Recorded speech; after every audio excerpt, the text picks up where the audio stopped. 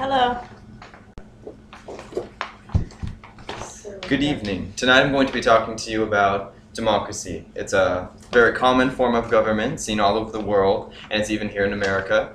And it's like sometimes there's a question of like how to define America, as by a republic or democracy. And of course we know it is a republic, understanding exactly what a democracy is will help you just understand like how the world works, how our country works a little bit, and just the differences between the types of government. Well, democracy to start is basically it's a form of government where all the citizens have an equal say in the decisions that will affect their lives. They all have a say on the laws that will be passed and on the next leader of their, or depends on how much power they put in the head of state. But they all have a say in what is going to affect them and how they're going to live. There are three basic forms of democracy, as you can see here on my word chart, held by my lovely assistant. Alright, to start, there's direct democracy, presidential democracy, and parliamentary democracy. And all of them function very differently, but also they're almost completely the same. There's just some key differences. To start, direct democracy is it's achieved solely by participation of the citizens. The citizens have complete control over the final decisions, and they propose laws, and they have really no strong head of state. It's an elected member of the parliament who isn't anyone in particular, and he has no real power or influence. He's there really as just as an icon. The people completely decide, and because of that, it takes sometimes a long time for laws to be passed, and it can take years, just because like the government is so easily swayed by people. The government will easily like bow down to what the general people, the majority, wants. So if there's a large enough political party against a certain law being proposed, that if it's large enough, they'll usually come to a compromise and either change the law around or just like to compromise with the people. So since the laws are slowly produced, they don't have much professional assistance. The members of the government don't help with that. It's just something that like the people will decide exactly. So that's why it takes so long. It takes so long for a large amount of people to all mutually agree that something is right for their country.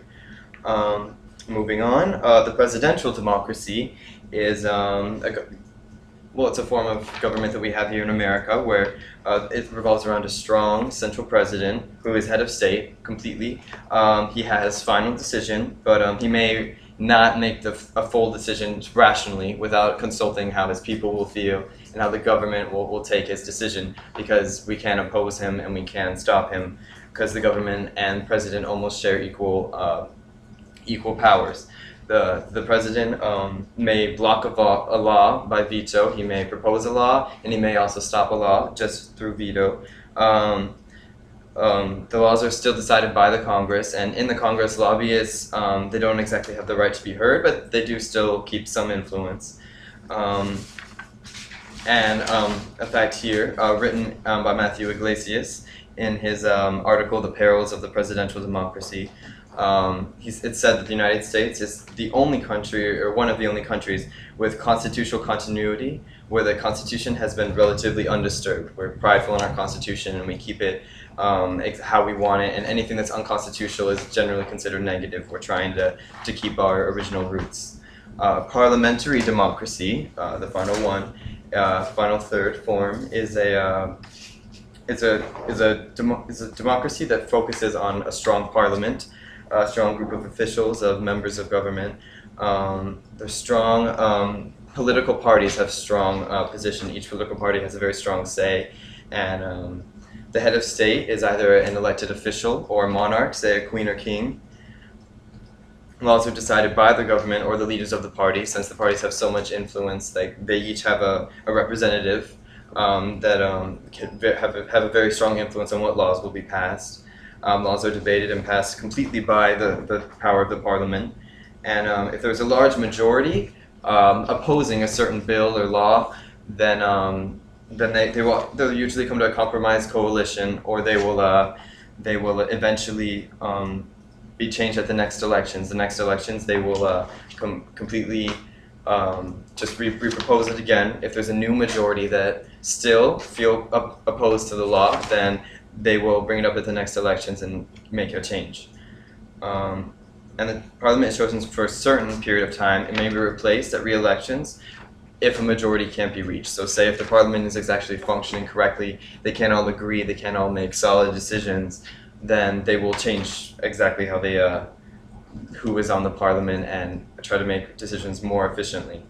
So that is basically it. Those are the three basic forms of democracy. I hope you were able to see how very similar they really are in a lot of ways, but there are strong differences in how they are run. An example for direct democracy would be the country of Switzerland.